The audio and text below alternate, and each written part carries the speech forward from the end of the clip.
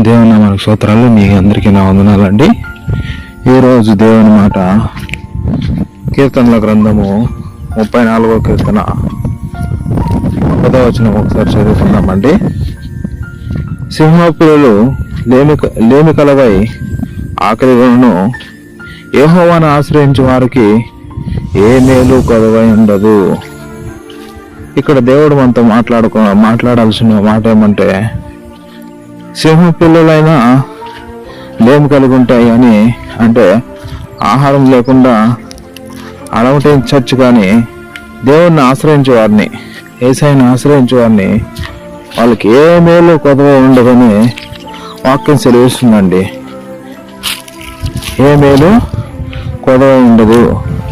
సింహము ఖచ్చితంగా తన పిల్లలకి ఏదో ఆహారాన్ని ఖచ్చితంగా తెచ్చిస్తుంది, కానీ అది ఎంత పోరాటం చేసినా కానీ అడవిలో జంతువులను వేటాడి తన పిల్లలకు ఆహారాన్ని సమకూరుస్తుంది.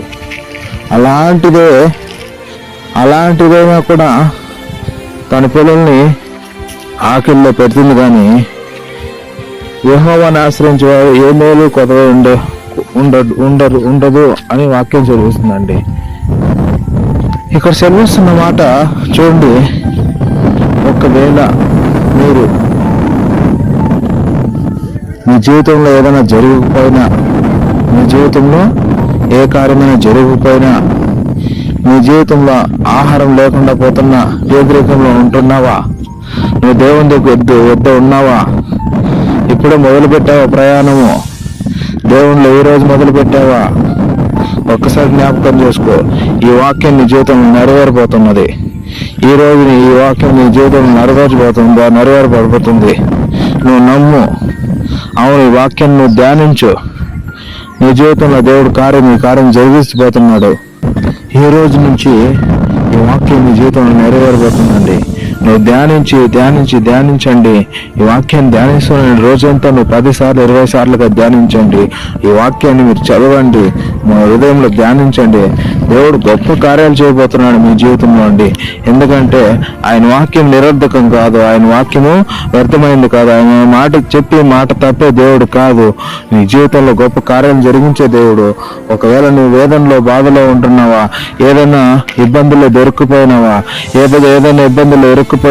ఏదైనా అప్పుల్లో ఇరుక్కుపోయినావా, నువ్వు జ్ఞాపకం చేసుకో. ఈ వాక్యాన్ని ధ్యానించు. దేవుడు నీ కొరకు 1కి 10 ద్వారాలు తెరవబోతున్నాడు. ఈ వాక్యాన్ని ధ్యానించు. సింహపులు లేమి కలవై ఆకలిగొను, యెహోవాను ఆశ్రయించే వారు ఏ మేలు కొదవ ఉండదు. యెహోవాను నువ్వు ఆశ్రయిస్తే, యేసయ్యను నువ్వు ఆశ్రయిస్తే ఈ వాక్యం వ్యర్థం కాదు. కాబట్టి నువ్వు దేవుని ధ్యానించి, మాటలను ధ్యానించు, దేవుని యొక్క మొరపెట్టు. ఆ దేవుడు నిన్ను గొప్పగా విడుదల, స్వస్థత నీకు అనుగ్రహిస్తాయండి. ఒకవేళ నువ్వు అనారోగ్యంతో బాధపడుతున్నావా, అనేక ఏళ్ల నుంచి అనారోగ్యంతో సమస్యలతో బాధపడుతున్నావా, నీవు వాక్యాన్ని ధ్యానించి సహోదరుడా, నువ్వు ఖచ్చితంగా స్వస్థపరచబడతావు. నువ్వు ఖచ్చితంగా విడుదల పొందుతావు. నువ్వు ధ్యానించి విడిచిపెట్టద్దు. వాక్యాన్ని విడిచిపెట్టావా నువ్వు మోసపోతావు. వాక్యాన్ని విడిచిపెట్టావా సాతాను నిన్ను మోసగిస్తాడు. సాతాను మాటలు నమ్మేస్తావు. నువ్వు సాతాను దగ్గర వెళ్ళాలంటే వాడు నిన్ను పూర్తిగా తీసుకెళ్ళిపోతాడు. కాబట్టి నువ్వు దేవుని మాట నమ్ము. దేవుని మాటనే ధ్యానిస్తూనే ఉండు. రోజంతా నువ్వు ధ్యానించు. గొప్ప కార్యములు నువ్వు నీ జీవితంలో చవిచూస్తావు.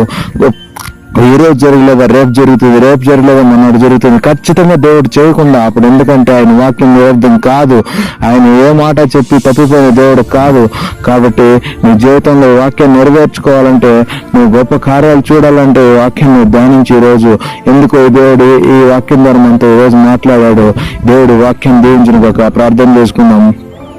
కృప, నమ్మకం, ప్రేమ కలిగిన తండ్రి, దేవా రాజాది రాజా, ఆశ్చర్యకార్యాలు, అద్భుత కార్యాలు జరిగించగల దేవా, స్తోత్రం.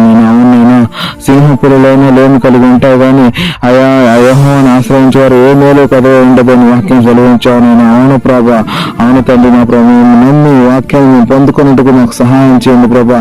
అవునైనా నీ వాక్యం వ్యర్థం కాదు నాయన. అవును తండ్రి, మేము పొందుకోలేదంటే నైనా తండ్రి నా ప్రభా, వేరే దారుల్లో ఏమైనా ఉన్నామో మమ్మల్ని క్షమించండి, మమ్మల్ని నడిపించండి. మేము మీ వాక్యాన్ని ధ్యానించుటకు, మీ వాక్యంతో మేము బలపడడం మాకు సహాయం చేయండి.